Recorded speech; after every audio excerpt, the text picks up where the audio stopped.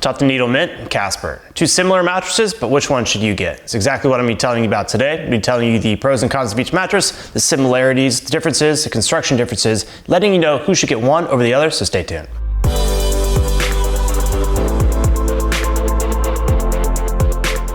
All right, let's get started by talking about the similarities between these two mattresses. And there are a lot of similarities. Both all foam mattresses, both 12 inches thick in total, both have a balanced foam feel that kind of combines memory foam and latex-like qualities.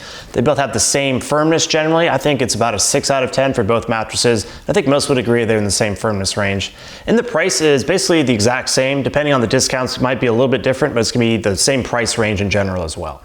So we know there are a lot of similarities, but are there any differences? Well, there are a few, so the construction is going to be a little bit different. The Tuft Needle Mint has a proprietary foam over a transition layer over a base layer, so just 3 layers. Kind of combines memory foam and latex-like qualities in that top layer, versus the Casper has 4 layers, so it has a latex-like layer over a memory foam layer, over a transition layer, over a base layer. Casper also has something called zone support, so it's going to be a little bit firm in the middle of the mattress, a little bit more supportive if you're on your back and stomach, and a little bit softer underneath your shoulders if you're sleeping on your side. So that makes the feel overall different as well. It's gonna be a little bit firmer if you're on your back and stomach, a little bit softer when you're on your side, whereas the Mint has more of a uniform feel overall.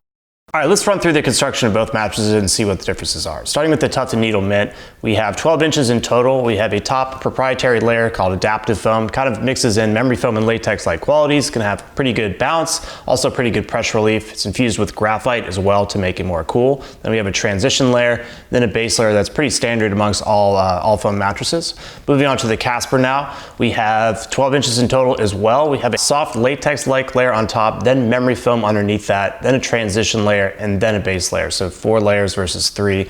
The transition layer is also zone, so it has zone support, which means it's gonna be a little bit firmer in the middle of the mattress, so if you're on your back and stomach, it's gonna be a little bit more supportive.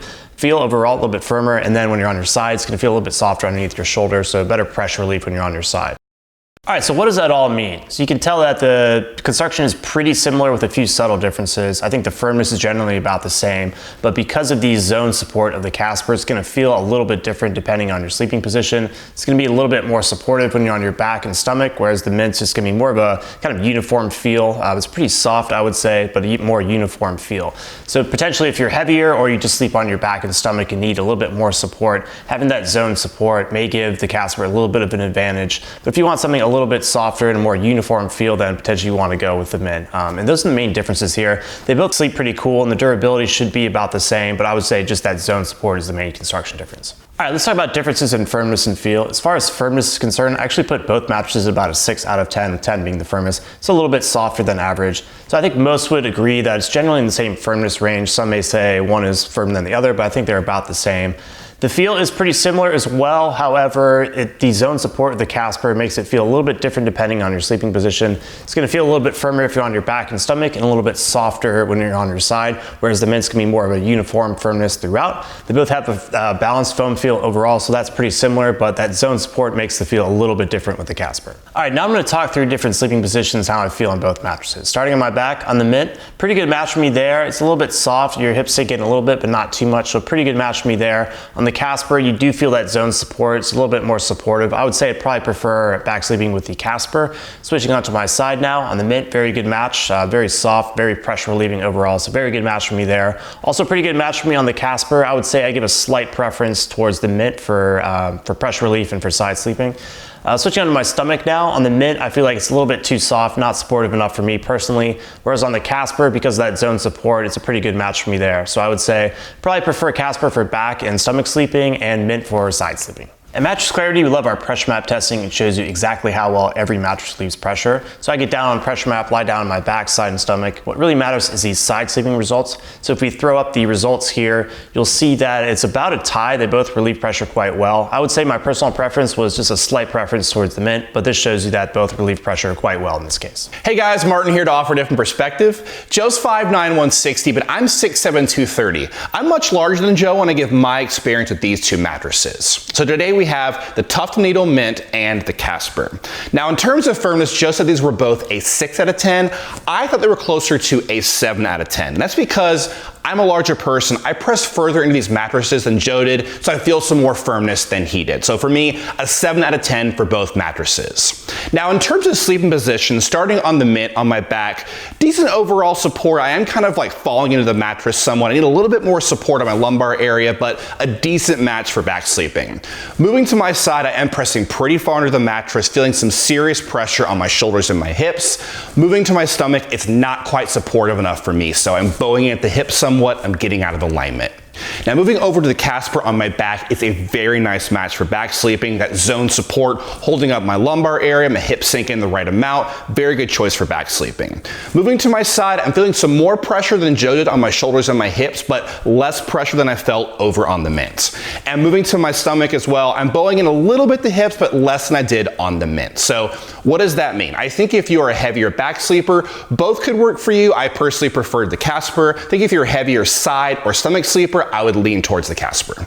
If you sleep with a partner, there's 2 additional things you're going to want to consider when looking at a mattress. It's motion transfer and edge support. Motion transfer is basically if your partner is moving around on that side of the bed, is that motion going to be isolated or transfer over to you and possibly wake you up at night? Edge support is basically can you sit or sleep towards the edge of the bed without feeling like you're going to fall off?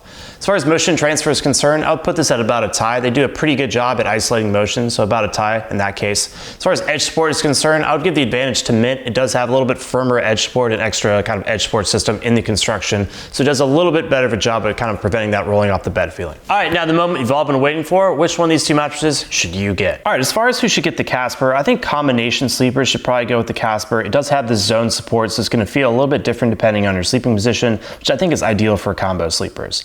I also think back sleepers should probably go with the Casper. It's just going to be a little bit firmer, a little bit more supportive overall. And for that same reason, I think stomach sleepers should probably go for the Casper. It's just going to be a little bit firmer, a little bit more supportive overall. As far as who should pick the Mint, I think if you just sleep on your side, I'd probably go with the Mint. Just felt a little bit softer, a little bit more pressure relieving for me when I was on my side. I think lightweight and medium weight sleepers might want to go with the Mint. I don't think you have those extra support needs that heavier sleepers have with that zone support, so I might consider the Mint in that case. Also, if you want to sink into your mattress more, it's more of a sinking into the mattress feel than the Casper is, which is more of a sleeping on top of the mattress feel. So if you kind of like sinking into your mattress more, I'd probably go with the Mint in that case. All right, to wrap up, hopefully I've given you a good overview of the similarities and differences between these 2 mattresses. Hopefully the choice is pretty clear, but if for some reason it's not, just leave a comment below, and I can even give you a personal recommendation if you just leave a comment below, and I'll get back to you as soon as I can. And if you're just getting started on your mattress buying journey, definitely check out mattressclarity.com. If you want to see a full list of my top picks, simply Google Mattress Clarity Best Mattress. Once again, let me know if you have any questions.